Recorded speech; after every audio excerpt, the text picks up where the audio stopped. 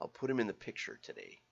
I noticed that you could only see Dilbert or Dogbert, and of course, I'm a personal fan of Dogbert's, who's basically in control of the world. But on that note, let's go over to the breaking news about M&Ms, and here we go.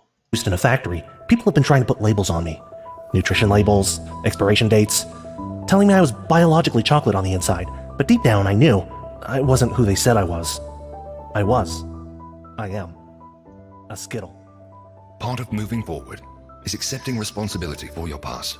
The people at Mars Inc., they weren't bad people, they were just ignorant. They thought they knew what candy I was just because they knew my exact chemical composition, but we are not our biology. We're holding ourselves accountable for the way in which accurate product descriptions caused hurt and pain to the trans candy community.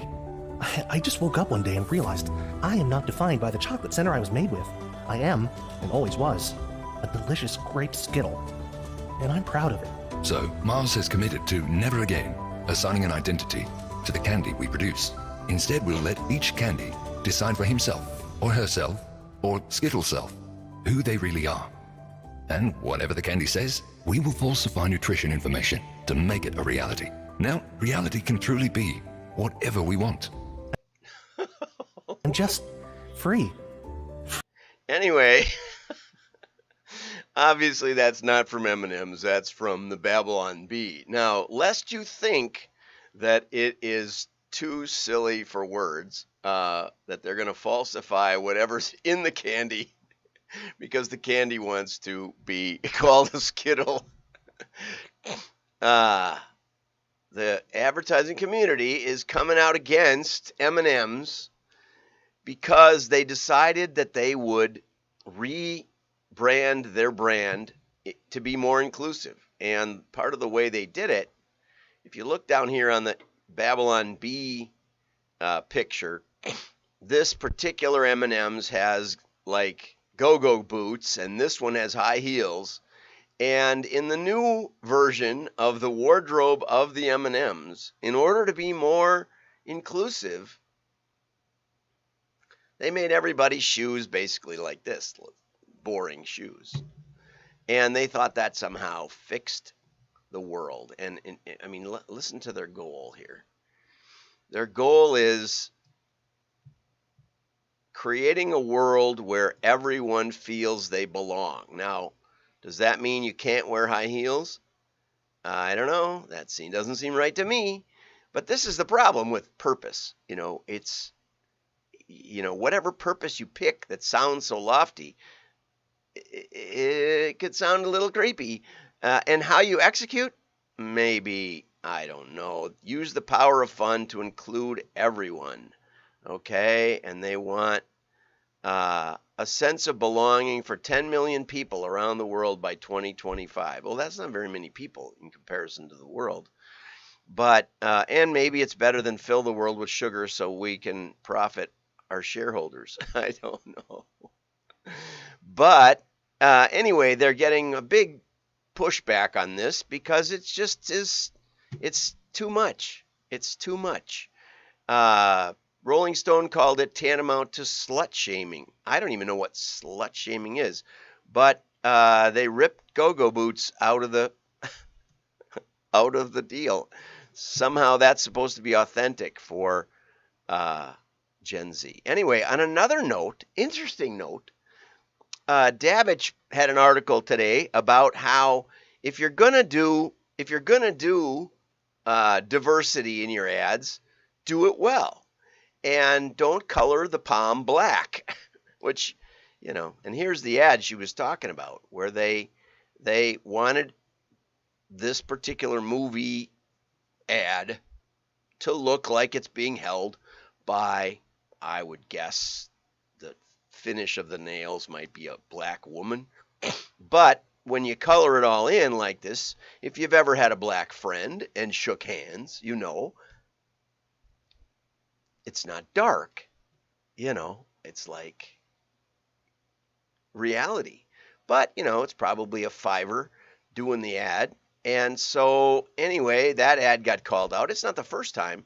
Over here's one, same basic idea, where they basically photoshopped it. In fact, it turned out, apparently, it was like 4 white hands, and they just colored them in to work with their makeup colors. So it is a thing. I didn't know it was a thing, but if you're gonna go after a persona or after a market, you might want to know something about it. Maybe have somebody come in and look at what you're doing and say, "Hey, this doesn't make any sense," just to take the go-go boots off. So that brings us over here to Stephen Yu, who's going to talk about personas. And I really respect Steven. He's actually got real training and a PhD and stuff like that. And I pretty much talk about anything he writes. But this is a tricky one. Personas, basic holistic personas. And what he says is that mounds of data do not readily reveal what individuals are all about. Okay? And building personalization is about the customers, not the brand, channel, or product. I'm not sure. It's a hard thing to say. I mean, I argued yesterday that product, that trying to guess who's going to want your product is a tricky thing. It's something you should do, but the more important thing is to test it. I had a long conversation with a B2B marketer yesterday, and we were talking about the decision maker versus like the office manager, and how sometimes you go at the decision maker because that's who you've got on the list. They bought the piece of machinery, they made the ultimate decision, but the day-to-day supplies are going to be purchased by the office manager. And how the office manager, inevitably, in lots of industries, the dental hygienist knows that she does most of the work, cleaning and getting everything going and getting everything set up, and then the dentist comes in and off they go, and that they make a lot more money, or the med tech and the doctor. And you hear these conversations a lot at family parties or something, where the med tech is complaining that they do more work and don't get paid as much. Now, of course, they don't also have $500,000 in medical school debt and other things that the doctor might have gotten through that. And often, the doctor had to be a super genius to get through school with a 4.0 and probably doesn't have bedside manner, and maybe the med tech does. So it's tricky to guess who's going to buy the product. And sometimes it's quite different than what you think. And so we had this long conversation about that, and about how their product actually was something that was attractive to the med tech. And maybe we could make the med tech kind of in a tongue-in-cheek way, the hero of the decision making. Say, the doctor didn't know this, but now they do. I brought this to the doctor's attention, and I'm a hero with the doctor because we saved the patient or whatever. So anyway, Stephen rightly points out that modeling can summarize a lot of data and boil it down to something that's actually understandable. But where he and I part company is the likelihood that the subject resembles the target is a tough thing for the computer to handle. And what I mean by that, and he actually does, he says, maybe you think about what variables might relate to your product. High income families for luxury products. Well, that's sort of, and he's saying maybe you can do that off the top of your head, but the modeling might be able to do it even better. Well, sometimes it can, sometimes it can't. The hard part is, if you think about luxury products, that's a great example. I had a friend of mine bought a Mercedes, and in the pocket of the car was Giorgio Armani sunglasses, and he didn't want them, and I really liked them. And I left them in a rent car in New Jersey, which of course means they never saw them. They were never found. Yeah, right. Anyway, so now I have some Ray-Bans that I really like, Polaroid. So I am kind of into, better than average sunglasses, I suppose. I had some Oakleys before that because I did some work with Oakley.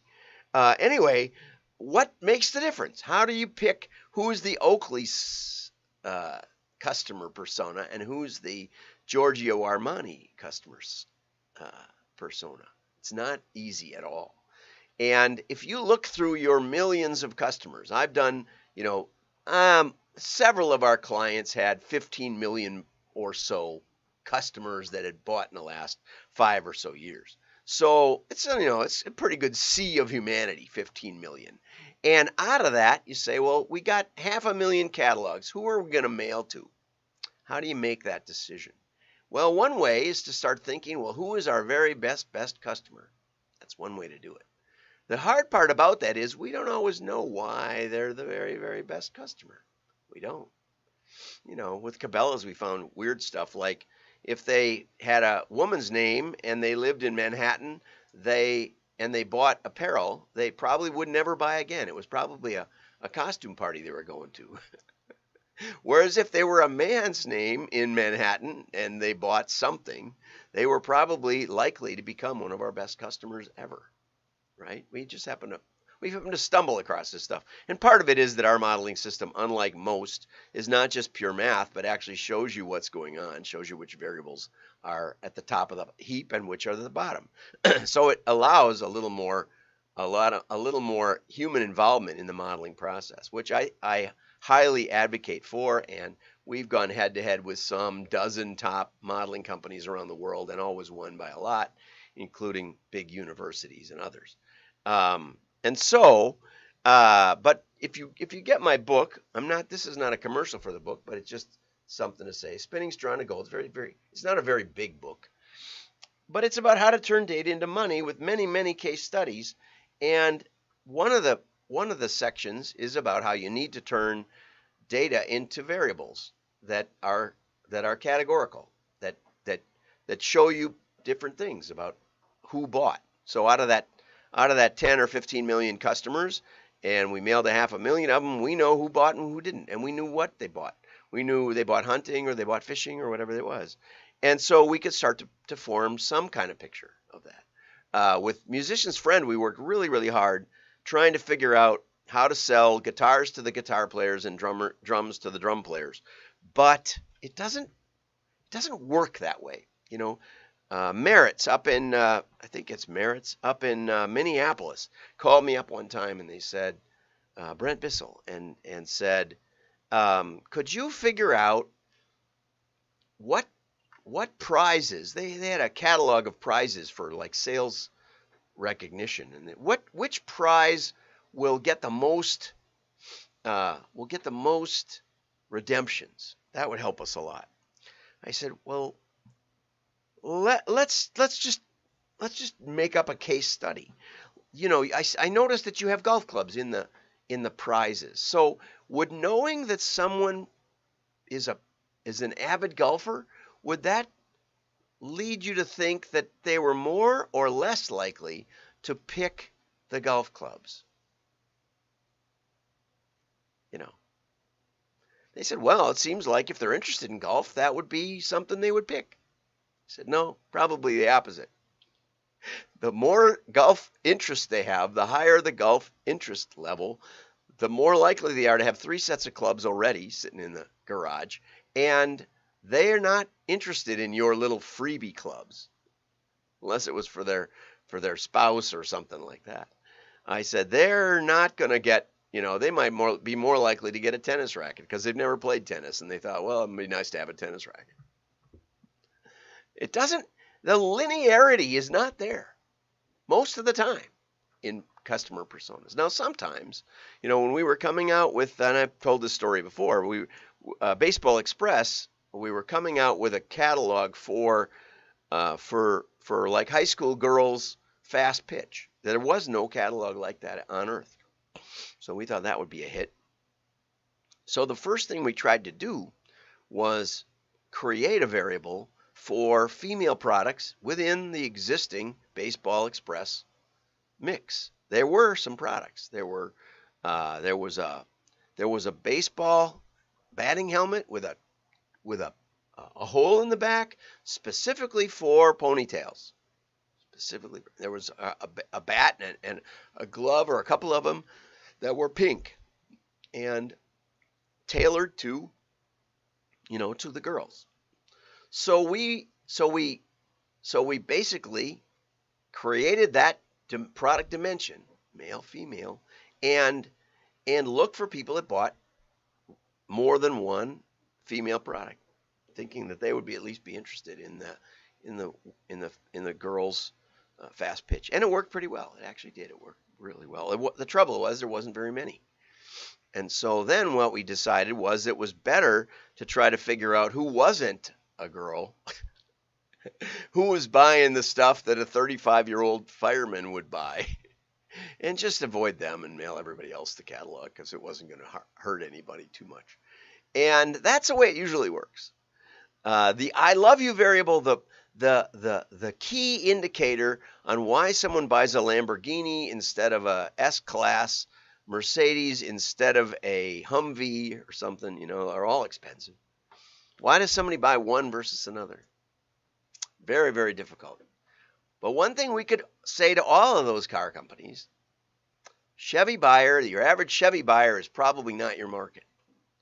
And most of the time modeling works better for ruling out who isn't a buyer. The guy who only bought one fishing lure isn't really a fishing buyer, even though they spent thousands and thousands of dollars, right? They bought one fishing lure, but they're a hunter, or vice versa. And that's what we taught Cabela's. And so, for Steve and you, I would say when you're going to start thinking about your personas, which he's got a whole list of interesting ones, I would say you should begin the process rather than trying to, blue sky about who's gonna buy your product. You're better off saying who of all our products, of all our customers and all the products we sell, who is least likely to want this product. Start with that.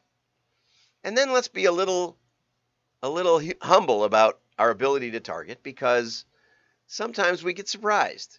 Sometimes there's a market out there, which is one of the fun things about our modeling process, is that we've had a really good track record as far as finding surprises, which is in the book. Finding markets that we didn't expect, and finding those, like Arm & Hammer. Sales were down, and all of a sudden they kind of picked up. What happened? People were using baking soda in their refrigerator to absorb odors. And Arm & Hammer is now thought of as a deodorant company or a smell absorber company, not just a baking product company. I could give you 6, 7, 8, 10 examples of products that had a surprise market that, had they stuck to their preconceived personas, they would have missed it. So be a little generous about who you market to, and use the modeling to rule out the non-market. Much more effective, a much more consistently productive way to use a computer to rule people out. So I'm John Miglosh. Have a great day. Like and share. Your friends will know you're smart.